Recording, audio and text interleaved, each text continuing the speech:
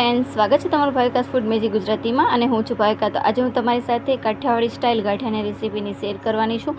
તો અત્યારે ભાવ ખૂબ જ શાકના વધી ગયા છે, તો આપણે પ્રોબ્લેમ થતી હોય છે કે કયું શાક બનાવવું આવી મોંઘવારીમાં। તો તમે આ 10 રૂપિયામાં ફક્ત બનીને તૈયાર થશે અને એકદમ સરસ એવું સ્વાદિષ્ટ શાક બનીને તૈયાર થવાનું છે।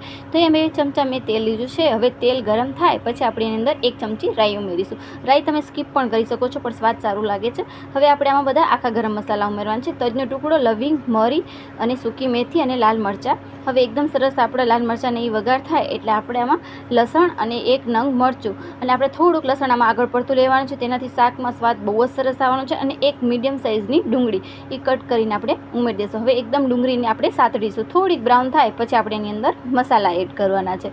તો હવે આપણે આની અંદર મસાલા એડ કરશું। તો અડધી ચમચી જેટલી મેં અહીંયા હળદર લીધી છે અને 2 ચમચી જેટલું મેં મરચું લીધું છે। તો અહીંયા હું તીખું મરચું લઉં છું, તમે ચાહો તો આમાં કાશ્મીરી મરચું પણ લઈ શકો છો। હવે 1 થી 2 ચમચી જેટલું આપણે ધાણા પાવડર લેશું। આ કાઠિયાવાડી શાક છે, થોડુંક આ તીખાસપણું હશે તો આમાં બહુ જ સરસ એવો સ્વાદ લાગશે। થોડુંક આપણે ગરમ મસાલો લેશું, જે નોર્મલી આપણે ખાવાનું ગરમ મસાલો હોય છે તે। અને ખાસ વાત ધ્યાન રાખવા જેવી વાત છે કે આપણે આમાં મીઠું ઉમેરતી વખતે થોડુંક આપણે ઓછું ઉમેરીશું, કેમ કે ગાંઠિયામાં ઓલરેડી મીઠું હોય જ છે, એટલે આપણે થોડુંક મીઠું વધી ન જાય તે ખાસ ધ્યાન રાખવું। હવે તમે જોઈ શકો છો તેલ ઉપર આવવા લાગ્યું છે અને મસાલા બધા આપણા ચડી ગયા છે। તો હવે આપણે આની અંદર છાશ ઉમેરવાની છે। તો ખાસથી આપણે છાશ ઉમેરવાની છે। તો અહીંયા હું 1.5 ગ્લાસ જેટલી આમાં છાશ ઉમેરીશ।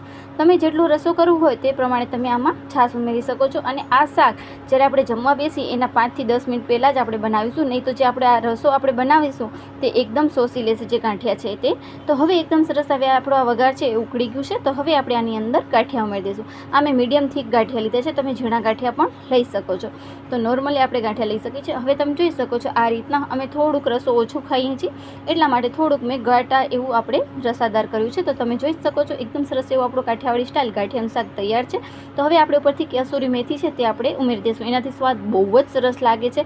તો કેવી લાગી ને મારી રેસીપી આપ પ્લીઝ કમેન્ટમાં જણાવો। ને ખાતરીથી કહું છું, તમે 1 રોટલી ખાતા હશો એના બદલે તમે આમાં 5 રોટલી ખાઈ જશો, ગેરંટીથી કહું છું કે બહુ જ સ્વાદિષ્ટ અને એકદમ સરસ એવું શાક બનવાનું છે। તો આજે જ બનાવો અને વિડીયો જોવા માટે થેન્ક યુ સો મચ અને લાઈક જરૂર કરજો ભૂલતા નહીં।